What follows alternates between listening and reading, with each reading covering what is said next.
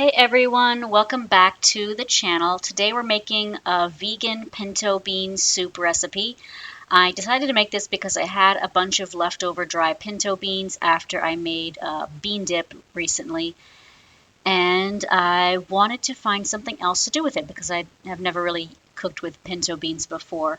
This recipe comes from thecozycook.com. However, her recipe is not vegan, and I made some substitutions so that this one would be. Her recipe, if you want to follow that one, I'll link it below, but it includes 1 pound of ground Italian sausage. And so I decided to get this meatless ground beef.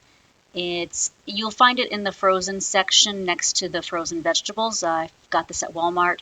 It was $4.92 before tax, and it's 13.7 ounces in a bag, which I kind of hate. I wish they would sell these things in the same quantities they sell animal meat, because usually buy that per pound. It would be $5.74 a pound, which is like maybe twice as much as ground turkey is right now,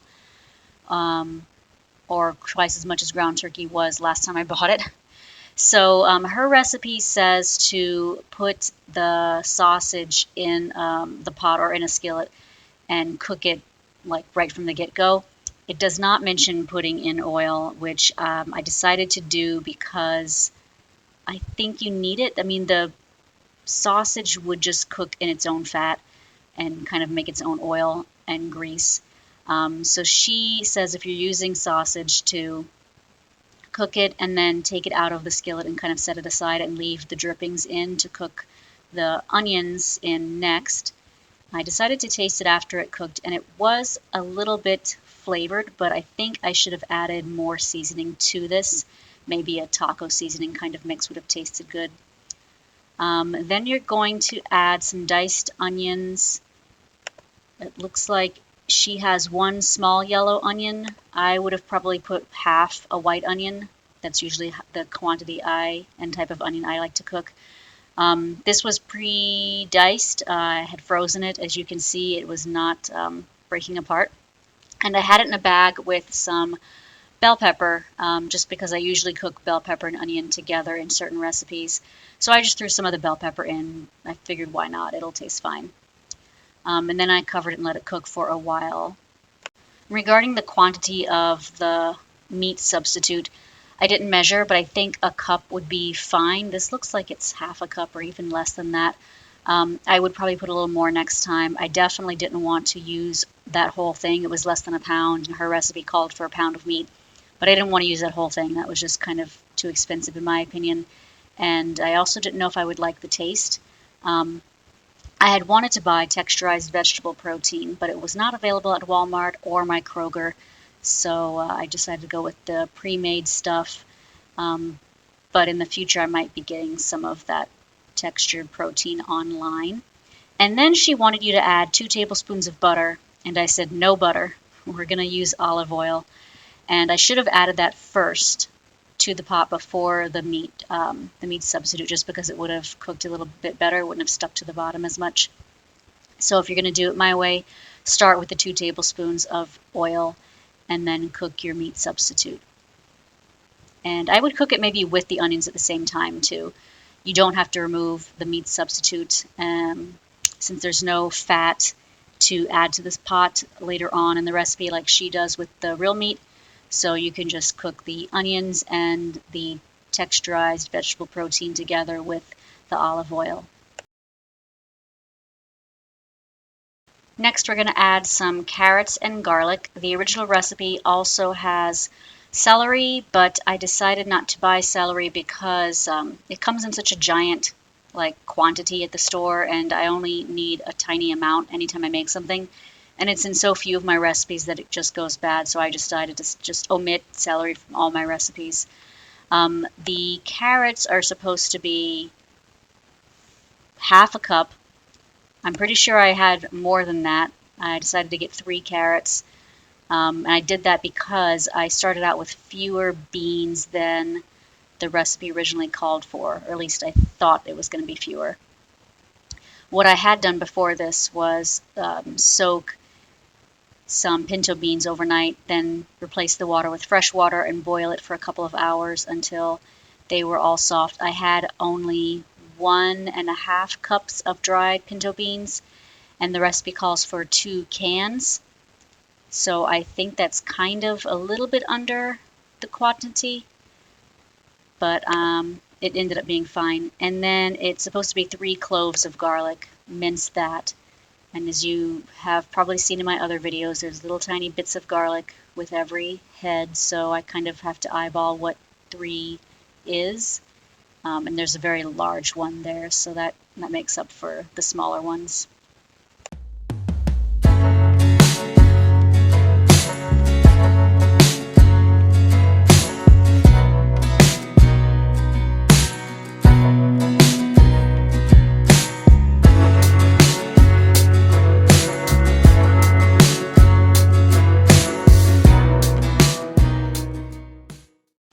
Then you'll add the carrots, garlic, and celery if you're using it to the pot, and let that cook for a little bit. She says the carrots should cook for 4 minutes and the garlic 1 minute, but I cooked mine a lot longer than that, so I think I just like my carrots soft.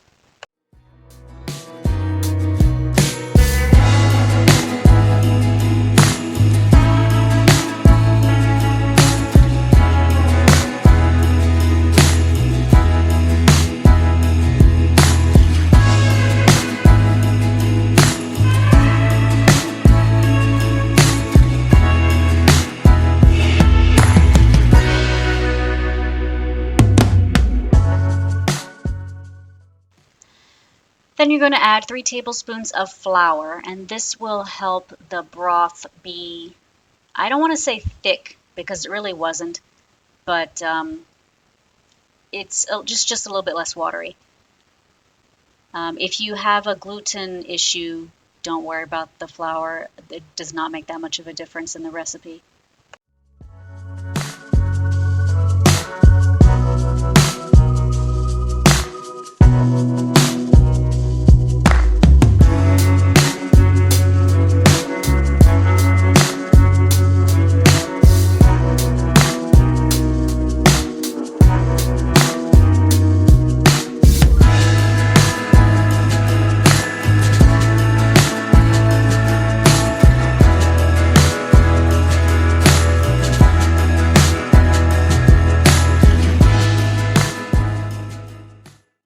If you're wondering why the pot keeps shaking when I knock off the spoon, it's because the tripod is directly on the stove. That is one of the benefits of using an electric range. At this point, you're supposed to add 1 teaspoon of basil, but I didn't have that, so thyme was a substitute I found online. And then oregano, half a teaspoon of oregano. And then half a teaspoon of mustard powder. If you don't have mustard powder, you can probably omit this altogether, but you may want to try just squirting some mustard in there because I think it did help something.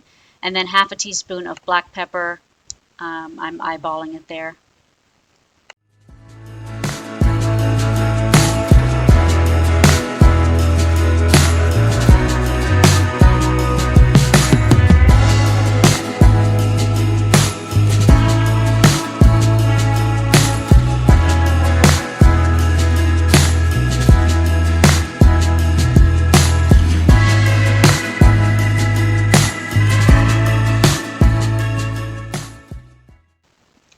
Then 1 teaspoon of regular hot sauce. Anything made with red peppers I think is fine. I believe she says Frank's Red Hot in her recipe. That was the first time I've ever actually measured my Louisiana hot sauce. I usually just eyeball it. And then 1 teaspoon of Worcestershire sauce. Sorry, I think I messed that up. I don't have that, and soy sauce is a good substitute for Worcestershire sauce.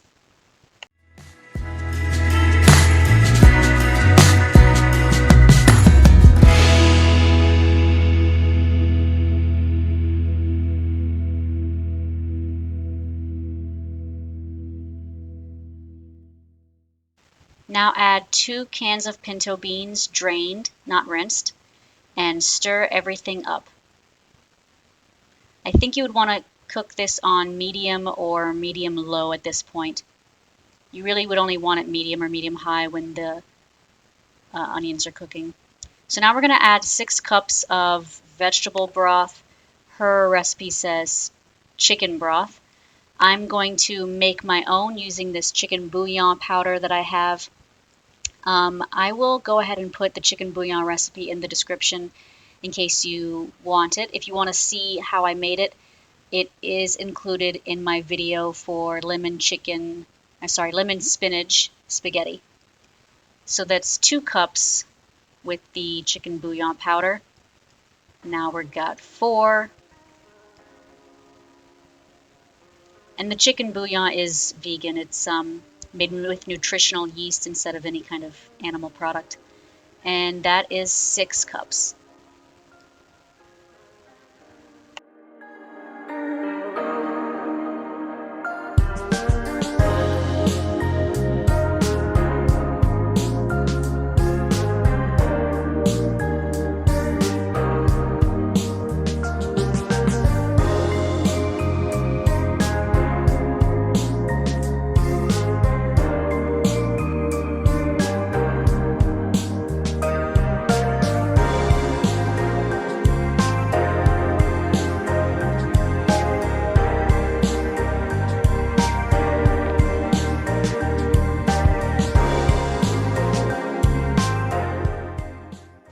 So now you're going to let it simmer and get to a boil and stir periodically in between that.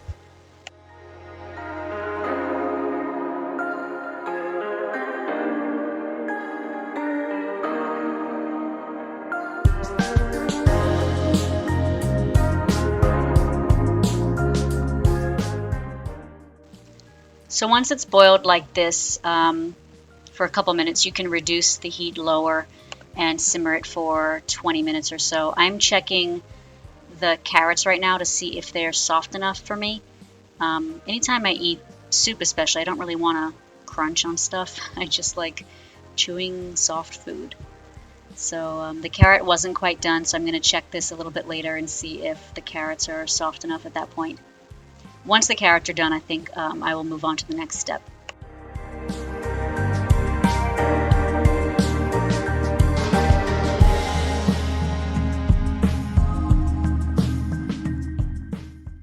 Next, we're going to add spinach. I did not cut this very finely. Her photos show a little bit of a longer strand of spinach. It looks like she had made or added fresh spinach. You can do frozen if you want. It does say 3 cups in the recipe, and that is a lot less than you get in a bunch at the grocery store at the produce section. 3 cups is about 3 ounces, and usually you get 8 to 10 ounces in one of those bunches. So I had extra spinach to make dip with, and if you're interested in my spinach dip recipe, I will link that video below as well because that is quite good. So once the spinach is in, you really don't have to cook it very much longer because it takes the spinach a very quick time to cook and wilt. So just stir periodically here.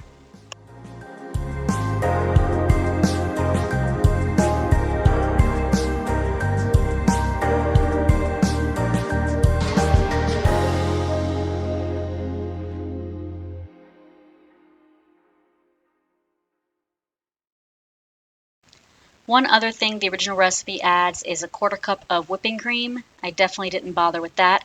And then I believe she also says Parmesan, freshly grated Parmesan on the top to serve it.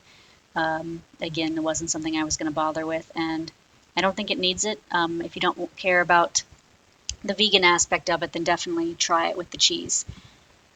So I'm going to taste this now. And it was pretty good, but then I realized that the recipe lacked salt, which is interesting because like I cook with almost every freaking recipe I ever use has salt. So I threw some salt in. I also ended up throwing in some cumin because I think I did a 1/2 teaspoon in the big pot because I realized I should have spiced the fake meat at all. Like I didn't. It tasted fine when I put it in the skillet, and then after I finished eating it and cooking the whole thing, I couldn't really taste the flavor of the fake meat.